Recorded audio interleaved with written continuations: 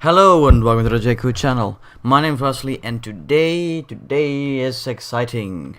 Today I am showing you the first alpha release of my mod ElementalChemistry. Now, first things first, it is an alpha release. Things might be broken.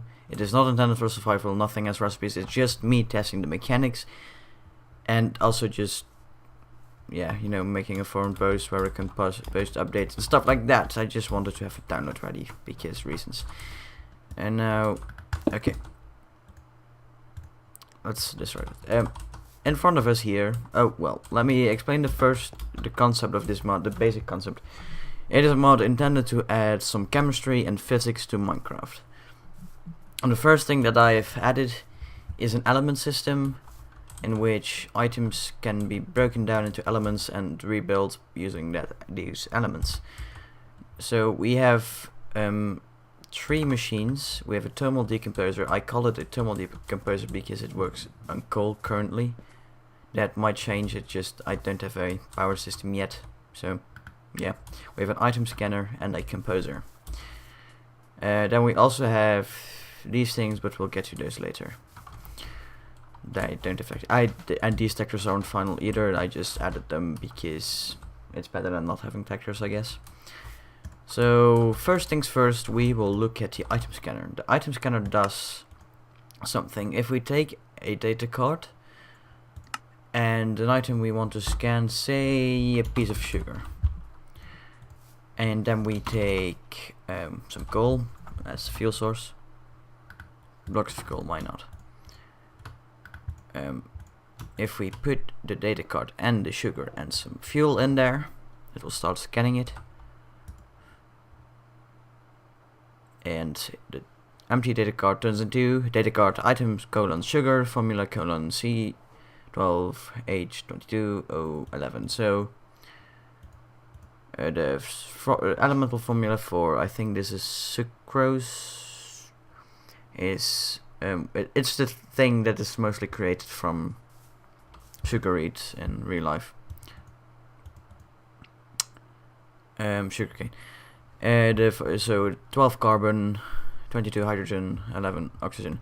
Now, part of it not being survival ready yet is because it is not balanced at all. Currently, this will just, it will just use these values. It doesn't know anything about density and, well, I guess atomic density, whatever. It doesn't care about how much of this stuff is actually in the sugar. It just gives you the values in the formula. This will change, of course. I just don't know how I'm going to do it yet. Whether I'm going to choose the values myself or whether I'm going to use some system. So now that we have this stuff, we can put this sugar. Let me get a stack though. The data card and some coal in the thermal decomposer. Now, the thermal decomposer will decompose the item. So, if we are lucky and this works, then we should end up with 12 carbon, 22 hydrogen, and 11 oxygen. Aha! Now, if we take this data card again, and we go, for instance, to decomposer and put it in the data card slot that is there, and we put the elements in here and a piece of coal. If everything goes right, we should end up with a piece of sugar.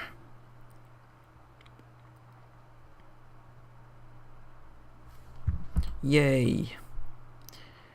Now this isn't very useful, but of course when we, for instance, take a piece of coal, we scan that.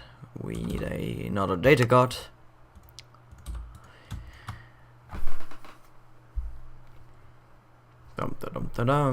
Let's also take something like quartz and emeralds.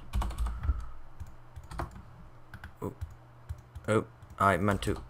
Yeah, let's take another empty data card and scan the quartz.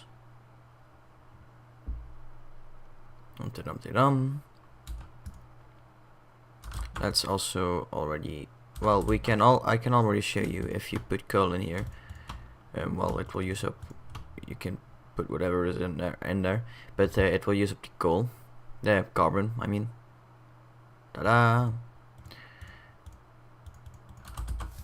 Let's see, nether quartz, and let's get the emerald. The nether quartz uses silicon and oxygen. Now we don't have any silicon, but an emerald has silicon. So what we can do is we can take this, and we should end up with some silicon. Also beryllium and aluminium. Ba-dum-ba-dum.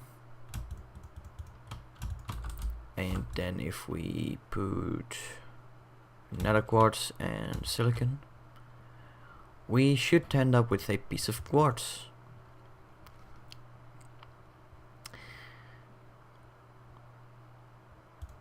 Now, of course, handling all these data cards is pretty annoying, and it's a hassle. So that's where the data bank comes in. The data bank, you can store all of your data cards, and they have this nice display. And sometimes it doesn't work for some reason. Yeah, they have this nice display of the item that it contains, and blah blah blah. And we can select. Oh yeah, this only works in survival mode, because middle clicking in game mode. Let's first take a stack of these data cables. Whoops.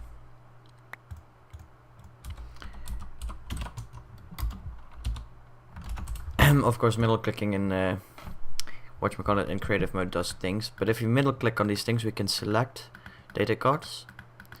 Now if we take a data cable and we hook up the composer to this, you can see the selected data cards in here. Now and it will use the data cards in there. Ta-da! Now there is another feature that doesn't work yet for the composer, because I've only set it up for the decomposer yet, and that is this. You can select the things from here, and it should also update there, if I think, yes. So you get the overview with all the data cards that are in the data bank, and you can select them from inside this inventory, which is of course very handy. Yeah, that is basically everything I think that I can show you right now. Yeah, I'm really proud of this data bank thingy. I think it looks pretty good, dude. Let's see.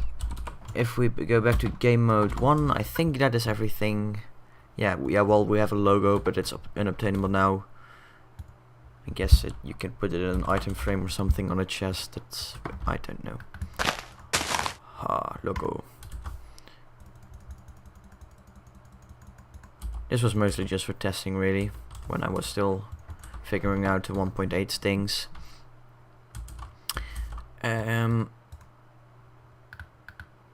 Oh yeah, we're in creative mode again. Now we can also, I think, I'm not 100% sure. I have forgotten. No, we can't manage it from here. We can only select them. Okay. That's good to know, I guess. I was unsure about that. So yeah. Bloop. Yeah, you can have doubles in there. It doesn't really do anything special. So I guess that's it. We do have a tab for elemental chemistry and for the element containers. These take a while to. I'm texturing these by hand because I'm with sizes and stuff. I want them centered properly, and I also don't know how to write rendering handlers for 1.8. But yeah, I still need to texture all of these, and also most of these will probably disappear. Because when will you ever use anonoctium? Never, because it is only well, nothing is composed of unactinium, so also same for almost like Einstein. They don't really occur in the real world, so probably only the first couple, and also like plutonium and uranium and whatnot will stay. That's also why I haven't textured them yet, because they might even not be in the final version. So if you want to download this, you can. I will put a link in the description to, I guess, the course page. I haven't set anything up yet. As the time of recording, I will do it, of course, before I release it. It will be an alpha version. You can play with it if you want. It doesn't really do much. You'll also find that not a lot of items are scannable currently. It's just I only did the easy ones. I haven't, like, you know. I also know I'm displaying formula, but of course that's kind of weird because well, say wood isn't composed, it doesn't have a formula, but I can, for instance, say it is composed of, I don't know. Well, wood is, I guess, mostly carbon and oxygen and maybe hydrogen. I don't know. But say something like, for instance, sand and, well, glass is mostly silicon and oxygen, and wood is mostly carbon, and go on. Yeah, I haven't really done that yet. And also, as I said, not balanced. One diamond. You can use one piece of coal to make a diamond. It's just not really balanced. A lot of stuff is planned.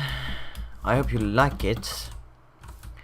I'll see how far I get without it. Yeah, these things stop when they can't process anymore.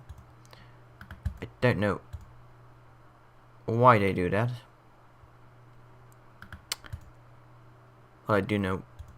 Why are you not? You should be able to. Beryllium, aluminum. I say aluminum, I mean aluminium. I'm not American. Whatever. Yeah, that's kind of intended behavior for when I start using power for them instead of coal. But yeah, future. This is just me showing off the mechanics and seeing whether you like it or not. And thank you for watching. I guess I'll see you next time. Bye.